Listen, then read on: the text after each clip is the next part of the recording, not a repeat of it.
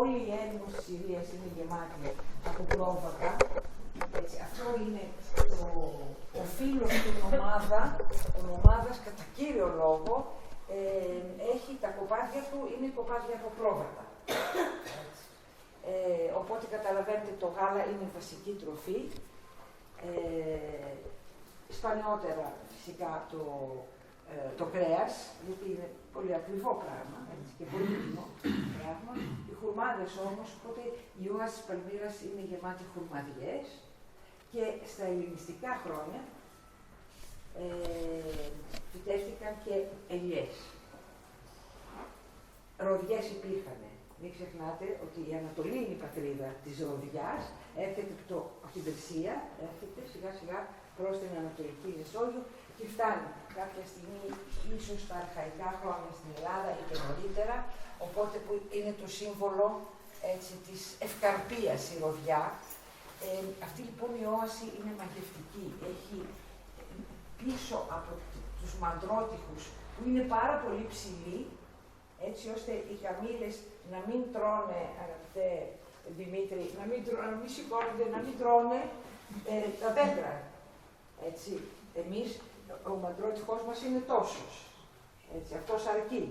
Εκεί πρέπει να είναι πολύ ψηλός, ώστε να μην μπορεί η καμήλα να βάλει το κεφάλι της και να τρώει ό,τι βρίσκει, γιατί είναι καταστροφή, καταλαβαίνετε. Λοιπόν, μέσα σε αυτούς τους μαντρότυχους, που φτάνει το νερό της πηγής, της Ευκά, έχει χουρμαδιές, έχει ροδιές,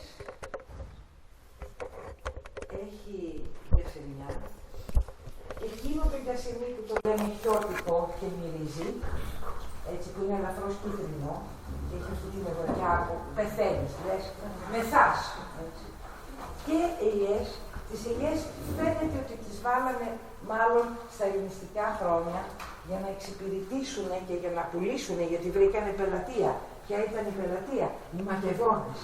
Είχαν φτάσει με τον Μέγα Αλέξανδρο, είχαν εγκατασταθεί στην πρωτεύουσα, η πρωτεύουσα ήταν η Αντιόχεια, η συμπρωτεύουσα ήταν η Σελεύκια στο Ιράκ, επί του Τίγρητος, η Σελεύκια επί του Τίγρητος.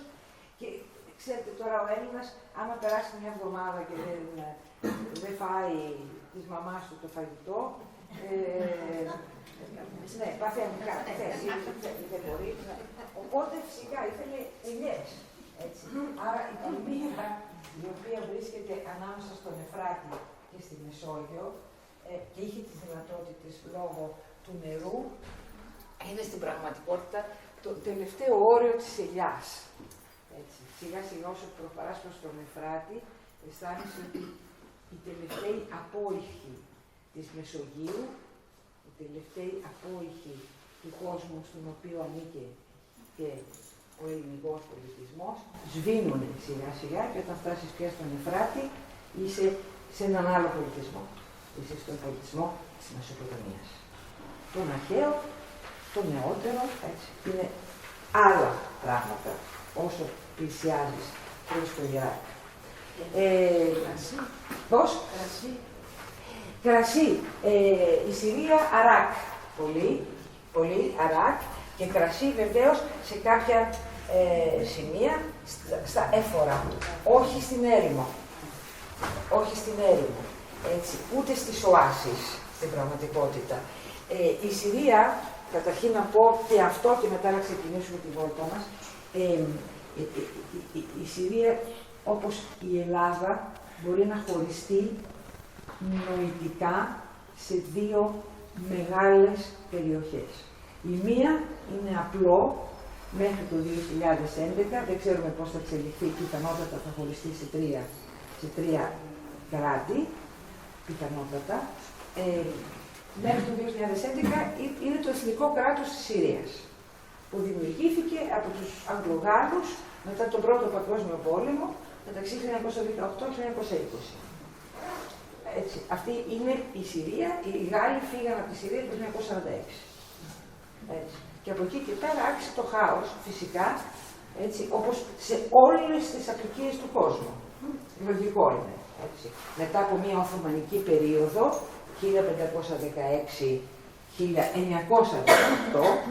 έτσι, μια πολύ μεγάλη περίοδο.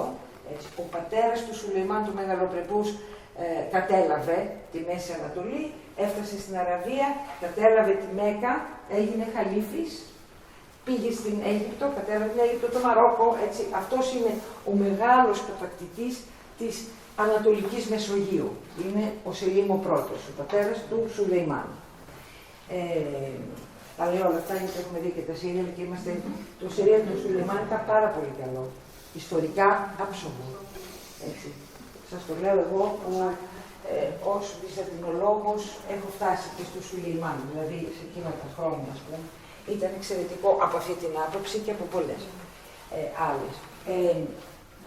Λοιπόν, η Συρία είναι ένα εθνικό κράτος που δημιουργήθηκε, κατασκευάστηκε να πω, έτσι, το 1918-20, μετά τον Πρώτο Πόλεμο.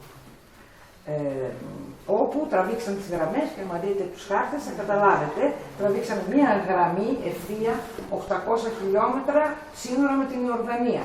Ευθεία. Ευθεία. Μόλις δεις την ευθεία καταλαβαίνεις πώς έχει δημιουργηθεί. Υπάρχει όμως και η ευρύτερη Συρία, αυτή που λέμε η ιστορική Συρία, και εμείς είναι κάτι που μπορούμε να το καταλάβουμε αυτό το πράγμα, γιατί αυτό που συνέβη και με τον ελληνικό κόσμο, ιδιαίτερα τη Μακεδονία και τη Θράκη, έτσι, ο διαμελισμός του ελληνικού κόσμου άρχισε το 1878 με τη διχοτόμηση της Θράκης.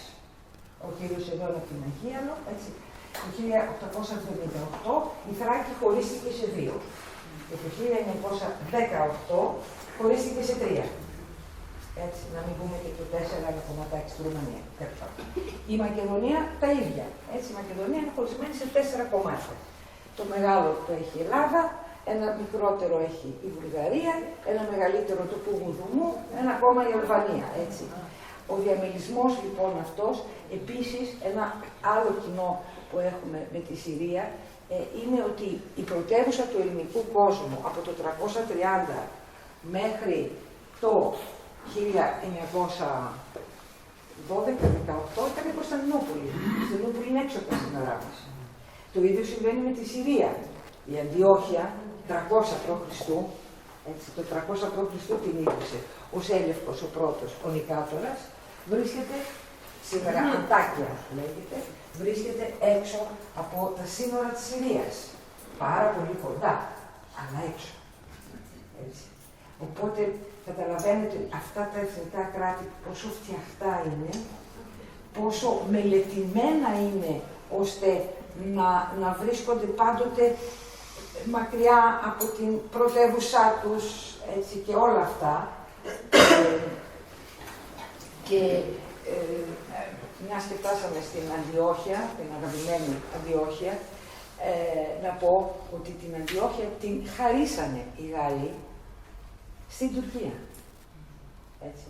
Στη διάρκεια της γαλλικής κατοχής που λέγεται γαλλική εντολή. Τι έγινε ότι εμείς δηλαδή η κοινωνία των εθνών, ο μπαμπάς σας, ο παππούς σας, δεν ξέρω, και ο δικός μας, δώσαμε στους Γάλλους αυτό το κομμάτι για να το διακυβερνήσει, ας πούμε. Και εκείνοι δώσανε στην Τουρκία, γιατί υπήρχε μια πολύ φιλοτουρκική πολιτική στη διάρκεια του Μεσοπολέμου, δώσανε ολόκληρο το τμήμα της Αντιόχειας, μαζί με το δεύτερο μεγαλύτερο λιμάνι της Τουρκίας, την Αλεξανδρέτα, Ισκεντερούν σήμερα, έτσι, τα δώσανε στην Τουρκία. Κάνανε στην αρχή ένα δημοψήφισμα, είναι πολύ καλά τα δημοψηφίσματα γιατί εκφράζουν με τον πιο δημοκρατικό τρόπο, όπως ξέρετε, την βούληση και του πιο σκεπτόμενου ανθρώπου. Καταλάβατε. Λοιπόν, με δημοψήφισμα, κάνουμε ένα δημοψήφισμα, βγαίνει ότι δεν θέλουν οι άνθρωποι να πάνε. Δεν ήταν καλό αυτό. Κάνουμε ένα δεύτερο δημοψήφισμα. Το 36 κάναμε το πρώτο δηλαδή. Πάλι δεν θέλανε αυτοί να πάνε με τίποτα. Μα πώς να θέλουνε, οι μισοί ήταν οι χριστιανοί ορθόδοξοι στην Αντιόχεια και στην Αλεξανδρέτα και σχεδόν ένα 30% ήταν Αρμένοι. Και εν πάση περιπτώσει όλοι ήταν αραβικής καταγωγής, έτσι, ή αραβόφωνοι. Πώς να θέλουν να πάνε οι Αρμένοι στην Τουρκία. Δεν θέλανε. Ξανά, τρίτο δημοψήφισμα. Καταλαβαίνετε, εντάξει, στα δημοψηφίσματα ενδιαμέσως, εσείς από την αρχή μπορείτε να καταλάβετε τι συνέβαινε, έτσι. Πηγόντουσαν σπίτια, τρομοκρατίες κτλ. Η Γαλλία υπέγραψε με τον πρόεδρο της αρμενικής κοινότητας, Γκαζιαντέπ για παράδειγμα, υπέγραψε ένα συμφωνητικό με τους αντιοχείς τα ίδια κτλ. Ότι μπορούν να πάνε στη Συρία. Αυτοί. Μιλούμε για την αστική τάξη με λεφτά, γαλλοτραφείς, γαλλόφωνοι και τέτοια, και έτσι πήγαν στο Χαλέπι και μεγάλωσε πάρα πολύ και η αρμένικη κοινότητα στο Χαλέπι. Λοιπόν, και εν τέλει το 1939, αφού είχαν γίνει όλες οι διαφοροποίησεις οι πληθυσμιακές, είχαν φύγει οι Αρμένοι, κάποιοι είχαν χαθεί, σκοτωθεί, τρακάρι, όλα αυτά είχαν πάθει, βγήκε το δημοψήφισμα ότι ναι, θέλανε οι Αραβογενείς, οι Αραβόφωνοι, οι Αρμένοι, οι Χριστιανοί Ορθόδοξοι, όλοι αυτοί θέλαν να πάνε στην Τουρκία. Και πήγαν. Έτσι λοιπόν το 1939 είναι το τελευταίο κομμάτι της Συρίας που χάθηκε. Έτσι. Τώρα περνάμε μια άλλη φάση ξανά. Έτσι. Αυτό λοιπόν το κομμάτι, η ιστορική πρωτεύουσα. Και ξέρετε, αυτό είναι το ένα. Ακόμα περισσότερο, το λιμάνι της Αλεξανδρέτας, το Ισκέντερουν, που ήταν το μεγάλο λιμάνι της Συρίας, αυτό όλο το κομμάτι. Οι Τούρκοι τότε ονόμασαν αυτή την περιοχή Χατάι. Χατάι λέγεται η περιφέρεια. Σαν να πούμε σήμερα περιφέρεια Πελοποννήσου, ας πούμε. Χατάι, που δεν έχει καμία σχέση με τίποτα. Και άρχισε ο εκτουρκισμός των Αραβοφώνων κτλ. Όπως θα ξέρετε ίσως, υπάρχουν χωριά σήμερα στην Αντιόχεια χριστιανών Ορθοδόξων, είναι αυτοί οι αντιοχείς που λέμε, έτσι, οι οποίοι επανδρώνουν και τις εκκλησίες μας στην Κωνσταντινούπολη, τις Ορθόδοξες εκκλησίες, γιατί είναι Τούρκοι υπήκοοι, φτωχοί άνθρωποι, που θέλουν να φύγουν από τα μέρη γιατί φοβούνται φυσικά, και που βρήκανε δουλειά στις εκκλησίες, στα σχολεία, τα παιδιά αυτά είναι στα σχολεία τα Ρωμαϊκά της Κωνσταντινούπολης, τα παιδιά αυτών. Λοιπόν, η Συρία είναι η ευρύτερη Συρία, για να επιστρέψουμε, και το εθνικό κράτος της Συρίας. Έτσι. Εμείς εδώ φυσικά μιλάμε για το εθνικό κράτος, χωρίς ποτέ να ξεχνάμε, και χάρη στον Καβάφη, αυτό πρέπει να το πούμε, χάρη στον Καβάφη άρχισε η σχέση, νομίζω, όλων μας, έτσι, με τη Συρία. Όποιος αγάπησε τον Καβάφη, δεν μπορεί να μην έχει στο μυαλό του την Αντιόχεια, τον Ιουλιανό, τον Βαβίλα, τον άθλιο Βαβίλα, το Σέλευκο, έτσι, την Κομαγίνη, το βασίλειο της Κομαγίνης, κατά τις συνταγές αρχαίων Ελληνοσύρων Μάγων, το βασίλειο της Οσροϊνής. Όλα αυτά είναι η Βόρεια Συρία που όλη βρίσκεται σήμερα στην Τουρκία. Είναι η Νότια Τουρκία. Παρεπιπτόντως, ξέρετε ότι έχει ξεκινήσει, έχει φτιαχτεί ένα τείχος, φτιάχνει η Τουρκία για τη Συρία, 550 χιλιόμετρα, έχουν ήδη ορθωθεί τα 70.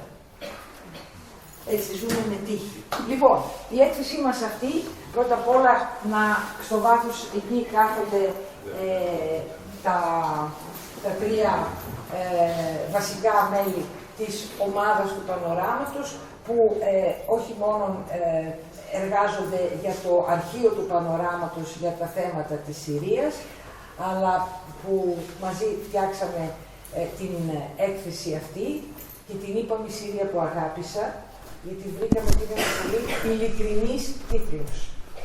Άμεσος, ειλικρινής, και αυτό που θέλουμε να πούμε. Η Συρία που αγάπησα. Η Συρία που γνώρισα. Εγώ είχα την τύχη να την γνωρίσω, είναι και μεγάλες ηλικίες, να την γνωρίσω από το 70, ας πούμε. Όμως, ως πανοραμικά μέλη ήρθαν στα ταξίδια και ιδίως στα παλιότερα ταξίδια που ήταν θρυλικά ταξίδια πραγματικά, σε μια μη τουριστική χώρα. Δεν θέλω να σας πω για τα ξενοδοχεία που έχουμε περάσει, Αλλά κάποια στιγμή έμαθα ότι όπου φτιάχνονται καλά ξενοδοχεία, χαλάει ο τόπος. Έτσι. Τώρα είναι πολύ αργά βέβαια, έχει χαλάσει από άλλους λόγους. Αλλά θέλω να σας πω, καταλαβαίνετε, αρχίζει χαλάει η νοοτροπία των ανθρώπων. Πολλά πράγματα συμβαίνουν. Κατάλαβες, ο τουρισμός είναι μεγαλύτερη βία από ο πόλεμος. Να το ξέρετε. Γιατί εμείς είμαστε και θύματα και θύτες. Να το ξέρετε. Έτσι. Πας μία μέρα, οπουδήποτε, και θες να δεις τα πάντα, να μιλήσεις με τους πάντες, έχεις την αφέλεια να νομίζεις ότι κατάλαβες ότι έχεις πιάσει ένα φίλο, ας πούμε, μια φίλη, κάτι κτλ. Οπότε, πραγματικά έχουμε γνωρίσει μια Συρία που όχι μόνο την αγαπήσαμε, από την οποία όμως μάθαμε και πάρα πολλά πράγματα. Και τις χρωστάμε πάρα πολλά πράγματα. Και αυτά που τις χρωστάμε, ως έναν βαθμό, όσο μπορέσαμε, θελήσαμε εδώ να τα μοιραστούμε μαζί σας. Γιατί δεν πρέπει να ξεχνάμε, και επειδή ο περισσότερος κόσμος είχε έξω από το γνωστικό του πεδίο τη Συρία, τον μεγάλο αυτό πολιτισμό, που ήταν και το τελευταίο κομμάτι του ελληνιστικού πρωτοβυζαντινού κόσμου. Εγώ δεν έχω νιώσει ποτέ στη ζωή μου υπερηφάνεια τέτοια, και όχι μόνο υπερηφάνεια, αλλά ένα βαθύ αίσθημα, ξέρεις, αισθάνεσαι και μία ευθύνη όταν σε κοιτάνε και όχι ότι είσαι πώς να πω, το παιδί του Αριστοτέλη, ας πούμε, ο απόγονος του Αριστοτέλη, αλλά θα το πω, ναι, ότι σε έχει στείλει ο Ιουστινιανός. Έτσι, αυτοί οι άνθρωποι δεν ξέρουν αρχαία Ελλάδα, την Αθήνα δεν την είχαν ακούσει ποτέ όταν θα το πήγα. Ποτέ. Φυσικά, γιατί η Αθήνα, έτσι, αυτά που ξέρανε ήταν η Κωνσταντινούπολη και η Θεσσαλονίκη. Έτσι, αυτό το ξέρετε. Η Θεσσαλονίκη και η Μεγαλούπολη. Έτσι, πώς? Όλα τα παιδιά που έχει σπουδάζαν Θεσσαλονίκη. Πάρα πολύ, έχει δίκιο, με το λέω και μετά για να το ακούω. Πάρα πολύ, ιδίως τα παιδιά των χριστιανών, ερχόντουσαν και σπουδάζαν στη Θεσσαλονίκη, κυρίως γιατροί, ξέρετε αυτά τα επαγγέλματα, να το πω, που δεν χρειάζονται τη γραφειοκρατία. Έτσι, δηλαδή, ο δικηγόρος χρειάζεται άλλα πράγματα, γραφειοκρατίες, το ένα τ' άλλο. Ενώ ο γιατρός, εκτός αν είναι διαγμένος στα γρανάζια του κράτους, εν πάση περιπτώσει, έχουμε πάρα πολλούς γιατρούς από τη Συρία, πάρα πολύ καλά παιδιά. Οι γονείς μείναν εκεί για πάντα και τούτοι πολλοί παντρεύτηκαν κιόλας εδώ. Έτσι λοιπόν, θέλω να σας συστήσω την ομάδα. Όσοι ήρθατε την Παρασκευή, φυσικά τους γνωρίσατε. Είναι ο Γιώργος Κωστόπουλος. Αρχίζω τον Γιώργο Κωστόπουλο, τον γιατρό. Μισό, να σου πω. Μισό, μόνο εγώ. Καταλάβατε, δεν είναι ποιος άλλος. Μένα δεν στάνε. Εγώ, το ποδάράκι αυτό το ξέρω. Είναι ταπεινός. Ταπεινός. Και εγώ ταπεινή είμαι, αλλά αναγκάζομαι, στέκω μόρφια, περπατάω, σας βλέπω, με βλέπετε. Λοιπόν, ξεκινάω τον Γιώργο Κωστόπουλο, γιατί είναι βολιώτης, ζει στον Βόλο, περνάει πολύ καλά εδώ και έχει μια πάρα πολύ μεγάλη αγάπη για τη Συρία. Πραγματικά, ξέρεις τι, ιδίως αν έχεις τον τρόπο, τη δυνατότητα να ταξιδέψεις με τα μάτια ανοιχτά, με τα μάτια της ψυχής σου ανοιχτά, έτσι, είναι απίστευτο αυτό που παίρνεις. Έτσι. Και άλλωστε το ταξίδι είναι μια ολόκληρη ιστορία γνώσης, καρδιάς, εμπειρίας και βιωμάτων, εάν μπορείς να έχεις τον τρόπο να το κάνεις αυτό. Ύστερα είναι ο Παναγιώτης Παναγιώτου, που είναι δάσκαλος και είναι, όπως είπα και την Παρασκευή, Θεσσαλός, από το Μπιγκετό Ολύμπου. Από εκεί, από τον πατέρα του παίρνουμε το κρασί. Το λέω εδώ γιατί είναι σημαντική μου. Ναι. Λοιπόν, και ο Δούκας Δούκας, ο οποίος είναι από ένα χωριό της Λέσβου και ήταν υπεύθυνος για όλα τα οργανωτικά. Είπα και την Παρασκευή, το ξαναλέω, ο Παναγιώτης αγάπησε, νομίζω, όλοι μας αγαπήσαμε τόσο πολύ αυτόν τον τόπο, που ζήτησε από το Υπουργείο το 2010 να το στείλουν στη Συρία, στο σχολείο. Ναι. Το πρώτο ήταν Συρία, Λίβανος και Αίγυπτος. Ευτυχώς τον στείλανε στην Αλεξάνδρεια, έτσι, όπου άρχισε να μαθαίνει αραβικά και τα λοιπά, μια πάρα πολύ δύσκολη και πάρα πολύ ωραία γλώσσα, αλλά φοβερά δύσκολη. Είναι η δυσκολότερη γλώσσα στον κόσμο μετά τα κινέζικα τα αραβικά. Και έτσι λοιπόν πραγματικά δεθήκαμε πάρα πολύ. Και την Παρασκευή σας είπα δύο, ας τα πω έτσι ανεκδοτολογικά. Σήμερα θέλω να σας πω άλλη μία σκηνή, έτσι πριν από πολλά χρόνια. Τη λέω με τον φίλο μου τον Κώστα, τον Μωράρο και τον Δημήτρη τον Μωράρο. Τους αγαπώ πολύ και δεν είχαμε την τύχη να πάμε μαζί στη Συρία. Στο θέατρο, στο αρχαίο θέατρο της Μπόζρα, αρχαία Βόστρα, τα Βόστρα. Τώρα, κάνω εδώ μια παρένθεση όμως, γιατί είμαι το παρενθέσεων άνθρωπος. Εάν διαβάσετε το βιβλίο της 5ης Δημοτικού για το Βυζάντιο, λέει διάφορες αηδίες, και στο τέλος λέει ο Ιουστινιανός έκανε μεγάλα έργα, μεταξύ των οποίων μπλα και έκανε και ένα ορφανοτροφείο στα Βόστρα. Και εγώ χρόνια ονειρεύομαι να πάω να γνωρίσω αυτό που το έγραψε αυτό το βιβλίο, να το πιάσω από εδώ. Πού είναι τα Βόστρα, πού είναι τα Βόστρα. Εάν δεν μου πεις, θα σε σφάξω. Δηλαδή, καταλάβατε, γιατί έχουμε μια τεράστια ευθύνη. Τα παιδιά μισούν το Βυζάντιο. Ναι, αυτό. Οι καθηγητές, οι δάσκαλοι, μισούνε, έτσι δεν είναι. Στο φίλος μας του Θοδωρής Πεντάρας, που αγαπάει το Βυζάντιο στο σχολείο του καθηγητής, το παίρνει όταν εκεί μοιράζουν, ξέρεις, ποιο θα πάρεις εσύ, ποια τάξη κτλ. Λέει ο Θοδωρής, εγώ θα πάρω τη Δευτέρα. Και μου λέει, επειδή οι περισσότερες γυναίκες καθηγήτρες τον ευγνωμονούν. Αχ, Θοδωρή, μπράβο, σε ευχαριστώ. Δεν μπορούν να κάνουν το Βυζάντιο. Τα Βόστρα. Τα Βόστρα. Δεν στον ανθρωπάκο ότι είναι τα Μπόζρα, ότι είναι πάνω στα σύνορα, στο παιδί εννοώ και στον καθηγητή, στον δάσκαλο. Τι να διδάξει ο καθηγητής. Πού να τα βρει τα Βόστρα και κυρίως πριν από το ίντερνετ, γιατί τώρα μπαίνεις, πατάς κάτι βλέπεις. Τα Βόστρα. Τα Βόστρα βρίσκονται, η Μπόζρα δηλαδή, βρίσκεται πάνω στο μεγάλο δρόμο των Καραβανιών, από την Ιεμένη, που είναι ο δρόμος που έκανε και η βασίλισσα του Σαββά, έτσι. Από την Ιεμένη προς τα πάνω, σήμερα είναι στα σύνορα Συρίας-Ιορδανίας, και είναι η μεγάλη Καραβανούπολη πριν από τη Δαμασκό. Έτσι. Σε αυτό τον δρόμο πάνω ανεβαίνοντας είναι και η Πέτρα. Έτσι. Ενιαία τα επικοινωνιακά, οι επικοινωνίες είναι ενιαίες. Λοιπόν, εκεί είναι τα Βόστρα που έκανε στην Ιωνός ορφανοτροφείο. Αδιανόητα. Στα Βόστρα.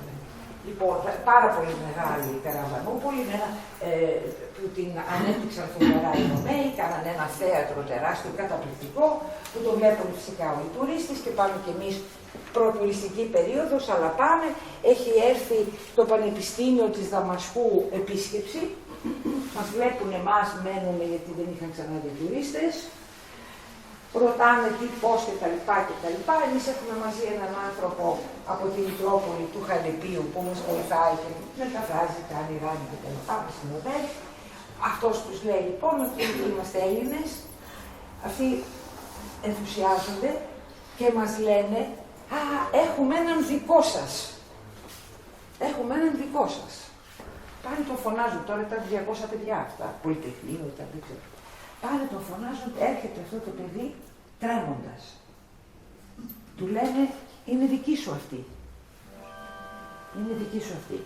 Αυτός με χαμηλωμένο το κεφάλι τρέμοντας, ένα αγόρι 19 χρονών, όπως ήταν έτσι λέει, Χριστός Ανέστη. Αυτό. Τι γίνεται αυτός, Έλληνας, ξένοι από πουθενά κτλ. Αυτό, δικό σας, τέλος πάντων, τι ήταν αυτό το παιδί, χριστιανός Ορθόδοξος. Άρα δικός μας, Έλληνας. Έτσι, καταλαβαίνετε αυτό. Είναι μια έννοια πάρα πολύ δύσκολη να την καταλάβουμε εμείς. Αυτό το παιδάκι ήταν από ένα χωριό εκεί στα Βόστρα, παραπέρα, στα Βόστρα. Είναι το βασίλειο, θα πω έτσι, των Βεδουίνων. Έχουμε λοιπόν τον Βρακά αυτόν, τον γέροντα που μας καλωσορίζει. Έχουμε χάρτες που αξίζει να τους δείτε κάποια στιγμή. Ύστερα μπαίνουμε στην πρώτη αίθουσα που είναι χωρισμένη. Το μισό της κομμάτι είναι η Δαμασκός, που συνεχίζεται παρακάτω στο πολύ ωραίο αυτό μακρινάρι, να το πω έτσι, της έκθεσης, ενώ από την άλλη μεριά το πρώτο κομμάτι είναι αφιερωμένο σε μερικά βασικά στοιχεία για τη Συρία. Πάντα μιλάω για τη Συρία πριν το 2011. Έτσι. Ακόμα και πληθυσμιακά στοιχεία και όλα αυτά. Και λέει μερικά πράγματα για το ρόλο που είχε η Συρία από τα προϊστορικά χρόνια, που ήταν ένας διάδρομος για να περνάνε τα προϊόντα. Έτσι. Η ίδια παρήγαγε λίγα πράγματα, κυρίως μάλινα. Αλλά από εκεί περνάγανε όλα τα προϊόντα που ερχόντουσαν από το Χίντου Γκούς, τον Ινδικό Κάσκασο, για να πάνε στη Μεσόγειο, όλα τα προϊόντα που από τη Μεσόγειο περνάγανε για να πάνε προς τα μέσα, όλα τα προϊόντα που ερχόντουσαν από την Αραβία, τα μυρωδικά, τα όλα αυτά, έτσι. Ένα μεγάλο πέρασμα είναι πώς να πω, το κέντρο του διαμετακομιστικού εμπορίου. Γι' αυτό μιλάμε για καραβανουπόλη. Στην Παλμύρα μια καραβανούπολη, στη Δαμασκός μια καραβανούπολη ήταν. Και ύστερα υπάρχει ένα πανό, το μοναδικό, δύο μάλλον, ένα και ένα διπλό, έτσι, το οποίο είναι αφιερωμένο, ας το πω, έχει σαν θέμα του, μετά το 2011, με αριθμούς του 2015. Λέει για τους πρόσφυγες, τους αριθμούς των προσφύγων. Η χώρα που έχει δεχτεί τους περισσότερους, οι χώρες που έχουν δεχτεί τους περισσότερους πρόσφυγες είναι η Ιορδανία, ο Λίβανος. Ξέρετε, ο Λίβανος είναι 13.000 τετραγωνικά μέτρα. Ναι, χιλιόμετρα. Δηλαδή είναι σαν τη μισή Πελοπόννησο. Η Πελοπόννησος είναι 20.000. Έτσι. Λοιπόν, ναι, δεν μπορούμε να το καταλάβουμε στην Ελλάδα, γιατί έχει νησιά η Ελλάδα. Η Πελοπόννησος είναι κάτι παραπάνω από τη μισή Πελοπόννησο, είναι ο Λίβανος. 3 εκατομμύρια πρόσφυγες. Έχει διαλυθεί ο Λίβανος. Έχει διαλυθεί μετά από ένα τρομερό εμφύλιο που κράτησε το